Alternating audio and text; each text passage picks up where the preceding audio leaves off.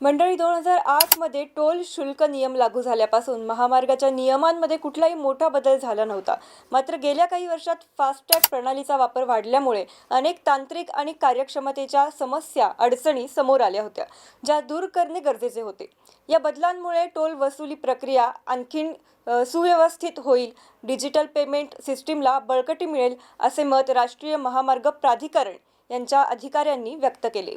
तांत्रिक मानके technical standards अधिक कठोर करण्यात येणार आहेत. महत्त्वाच्या सुधारणाही काही झालेल्या आहेत आणि काही बदलही आहेत, ते बघूयात. टोल दरांची गणना मोजणी अधिक स्पष्ट आणि प्रामाणिक पद्धतीने केली जाईल, ज्यामुळे वाहनधारकांना टोल किती आणि कशासाठी घेतला जाते हे सहज समजेल. एक प्रमुख भाग ई टोलिंग तंत्रज्ञानाच्या वापरावर अधिक लक्ष केंद्रित करणे आहे. यामुळे टोल प्लाझावरील गर्दी आणि वेळेचा अपव्यय कमी होण्यास मदत होणार आहे. फास्टॅग संबंधी समस्या अडचणी कमी झाल्यामुळे टोल प्लाझावरील प्रतीक्षेचा कालावधी सुद्धा कमी होणार आहे. टोल शुल्कात अधिक पारदर्शकता आल्याने पैसे देण्यापूर्वी तुम्हाला किती शुल्क लागतं हे सुद्धा कळेल. ई टोलिंग प्रणाली अधिक मजबूत झाल्यामुळे डिजिटल व्यवहार आणखीन सुरळीत होतील आणि सहज होतील.